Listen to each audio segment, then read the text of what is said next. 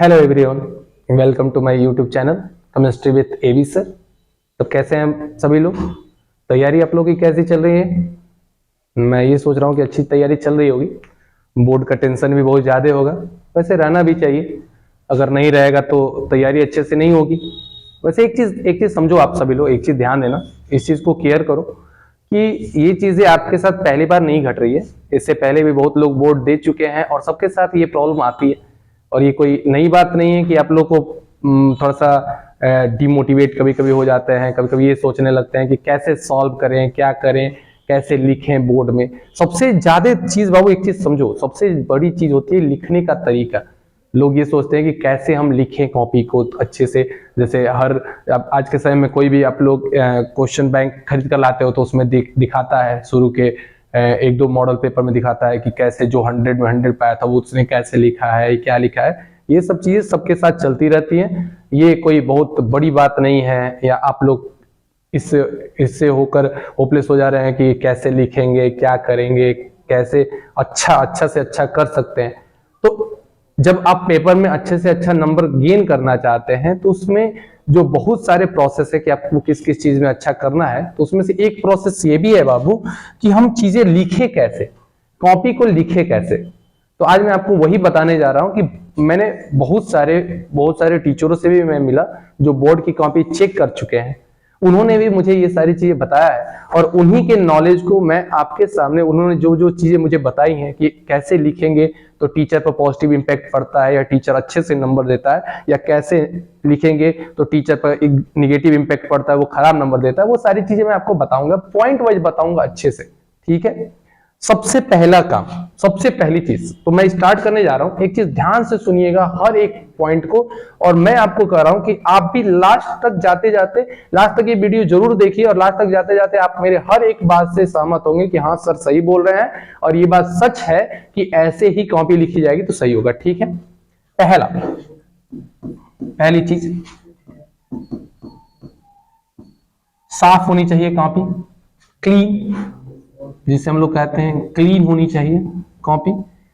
Clean मतलब, clean का मतलब पूरा कुछ लिखिएगा, ऐसा नहीं कि कुछ लिखे ही मत, पूरा सादी के सादी कॉपी चाहिए। कहने का मतलब है कि कोई ज्यादा कटपिट नहीं होना चाहिए, ज्यादा ओवर राइटिंग ना हो, सब चीजें मेंटेन, हर चीज सही से हो, जितनी भी चीजें हैं अच्छे से आप लिखो उसको। जैसे कई बार होता है क्या चीज समझो कि हम लोग के साथ बहुत ज्यादा, मेरी भी राइटिंग उतनी अच्छी है नहीं, मैं इस चीज को मानता हूं, एक्सेप्ट कर रहा हूं, ये चीज अपने नहीं बड़ाई नहीं कर रहा हूं, ठीक है।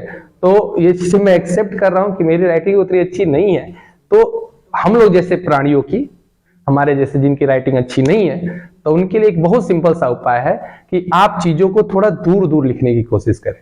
दूर दूर लिखने का मतलब यह है कि साफ साफ लिखने की। अगर सुंदर राइटिंग नहीं है तो साफ साफ लिखने की कोशिश करें। एक चीज समझो, ये भी चीज है कि पहले लोग कहते थे कि राइटिंग पर नंबर बढ़ जाता है। अब मेरे हिसाब से, मैं जितने लोगों से मिला उन्होंने यही कहा कि राइटिंग अब उतना मायने नहीं रखता है, अगर साफ साफ आप लिख रहे हैं तब भी आपको नंबर मिलता है।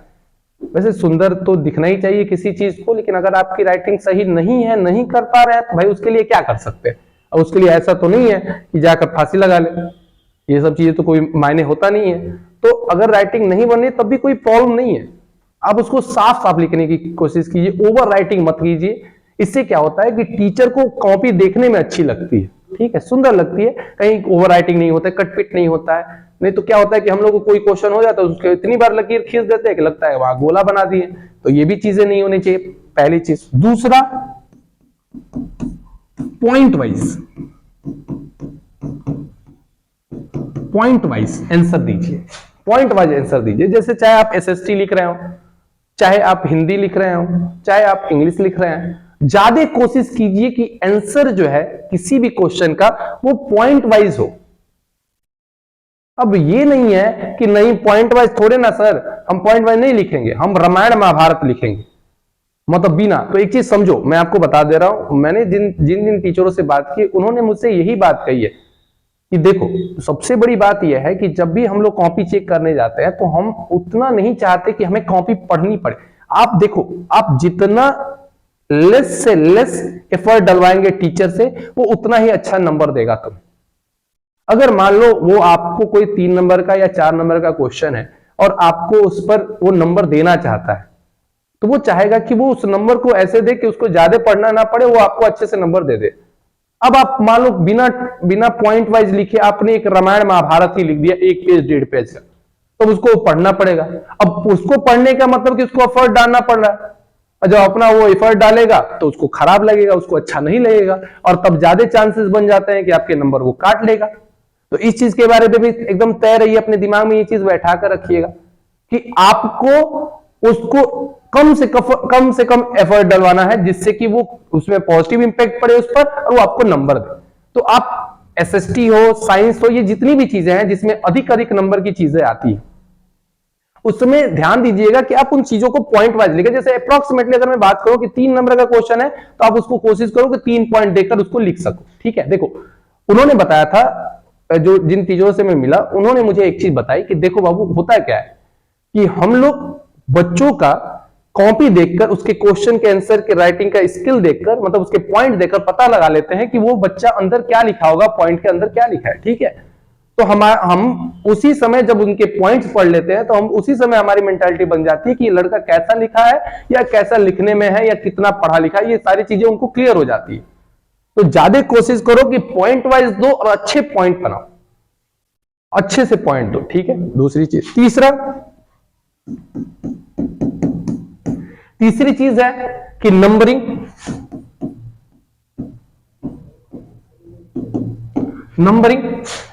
का जो सिस्टम है, इस पर भी बहुत ज्यादा केयर करने वाली बात है। जैसे बहुत लोग ये कहते हैं, मतलब जितने लोगों से मैंने मिला, कि वो यही बात कहते हैं कि नंबरिंग जो है वो ऐसे नंबरिंग की जाती है कि आपको जो क्वेश्चन आए उसको पहले कर दो, जो क्वेश्चन ना आए उसको बाद में करो। ऐसा सभी लोग कहते हैं। ठीक है, लेकिन मैं वही बात कर रहा हूं ना, मैंने इस बारे में बहुत सारे टीचरों से बात की है जिन्होंने बोर्ड की कॉपी चेक की, तो उन्होंने मुझे एक बात बताई कि बात तो ये सही है कि जो लड़के को आ रहा है वो पहले लिख दे, वो बात सही है।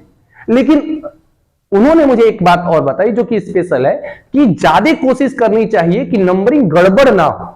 मतलब नंबरिंग गड़बड़ का मतलब ये नहीं है कि जैसे मान लो 10 से 20 तक का क्वेश्चन 2 नंबर का है, 20 से 25 तक का क्वेश्चन 3 नंबर का है, और 25 से 30 तक का क्वेश्चन 4 नंबर का है। तो ऐसा ना हो कि एक तुम 25 से 30 के बीच में मतलब 26 नंबर का क्वेश्चन कर दो, एक तुम कर दो कितना 22 नंबर का क्वेश्चन, और एक तुम कर दो 15 नंबर का क्वेश्चन। तो इससे होता क्या है, मैं आपको बता रहा हूं, इससे क्या निगेटिव इंपैक्ट क्या पड़ता है कि टीचर को जब नंबरिंग वो करता है क्वेश्चंस की, तो उसमें उसको प्रॉब्लम ये होती है कि उसको याद करना पड़ता है कि ये कितने नंबर का क्वेश्चन था, ये कितने नंबर का क्वेश्चन था, ये कितने नंबर का क्वेश्चन था, उसको देखना पड़ता है पलट पलट के। तो फिर से वही बात हुई, तो उसको एफर्ट करना पड़ रहा है। जब वो एफर्ट करेगा तो उसको अच्छा नहीं लगेगा, और वो आपका नंबर मतलब एवरेज मार्किंग देकर आगे बढ़ जाएगा। तो ज्यादा कोशिश करना चाहिए कि जो नंबरिंग होनी चाहिए वो एक सिस्टमेटिक ढंग से हो, कि अगर आप 3 नंबर के क्वेश्चन कर रहे हो तो पहले 3 नंबर के सारे क्वेश्चन कर लो, अगर आप 2 नंबर के क्वेश्चन कर रहे हो तो पहले सारे 2 नंबर के क्वेश्चन कर लो, अगर आप 4 नंबर के क्वेश्चन कर रहे हो तो पहले कोशिश करो कि जितने आ रहे हैं 4 नंबर के क्वेश्चन कर लो। ऐसे नंबरिंग की जाती है। समझ में आया मेरी बात? तो ये सबसे बड़ी क्लियर बात है, अच्छी चीज है।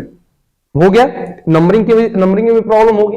अब चौथा जो पॉइंट है, चौथा जो इंपॉर्टेंट चीज है वो ये है कि आप ऐसी चीजें लिखो, टू द पॉइंट लिखो, जिससे कि टीचर को ये ना लगे कि लड़का भुलवा रहा है चीजें।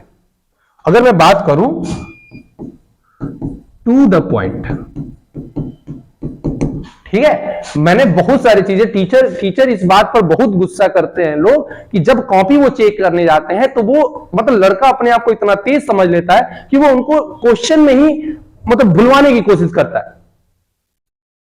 मतलब वो अगर नहीं आ रहा है तो आप टू द पॉइंट जितने पॉइंट लिख रहे हो उसको आगे लिखो और निकल लो।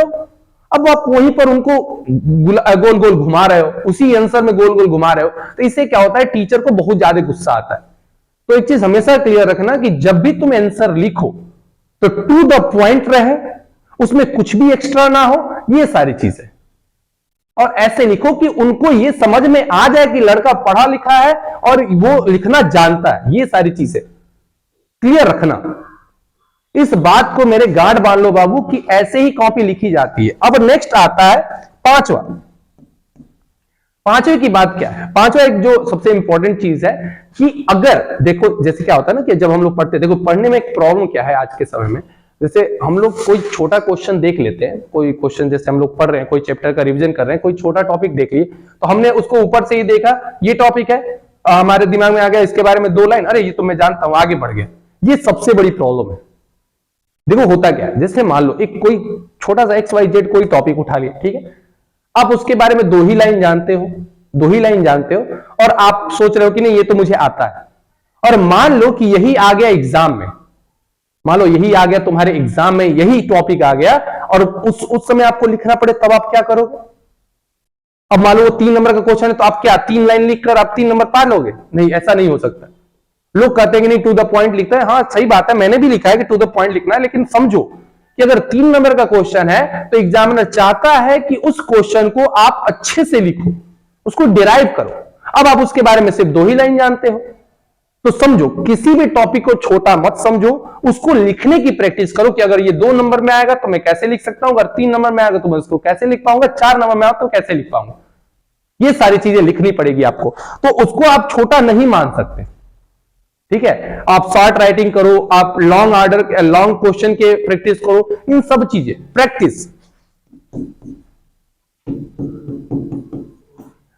करो। आप प्रैक्टिस करोगे तभी उन आंसर को लिख पाओगे। आपको लगता है कि ये आ रहा है, लेकिन आप उसके बारे में कितना जान रहे हो ये इंपॉर्टेंट है कि आप क्या उसको 2 नंबर में लिख सकते हो, क्या उसको 3 नंबर में आया तब भी लिख सकते हो, क्या 4 नंबर में आया 4 तब भी लिख सकते हो। तो ये चीज है, तो आपको सारी चीजें क्लियर रहनी चाहिए इस बारे में कि आप उसको कैसे लिख रहे हो, कहां कहां से करके लिख रहे हो, ठीक है। नेक्स्ट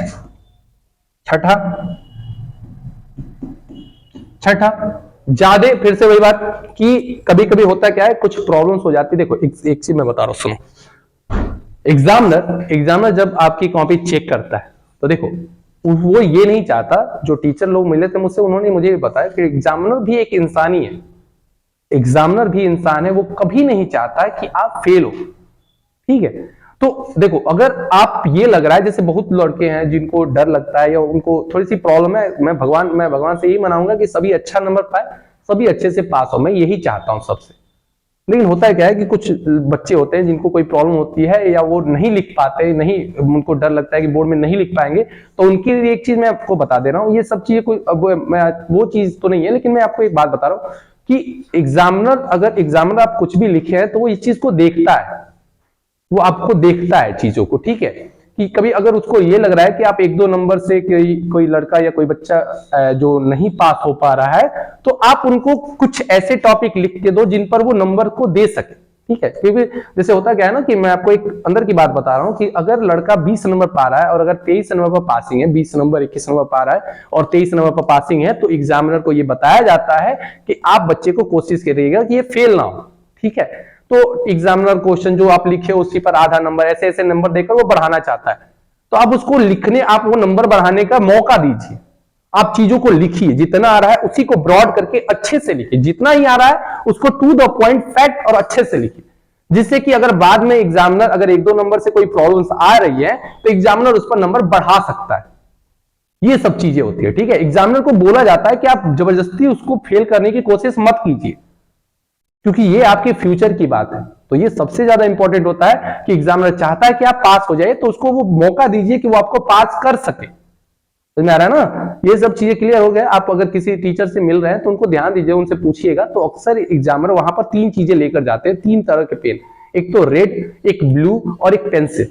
ये सारी चीजें उनके पास रहती है। ब्लैक भी रहता है कि अगर मान लो लड़का कहीं पर ये हो रहा है तो ये चीजें वो कर सके या उनको लड़के को पास कर सके। ये सारी चीजें होती हैं, उनको बताया जाता है कि लड़कों को अधिक से अधिक कोशिश किया जाता है फेल ना करें, ठीक है।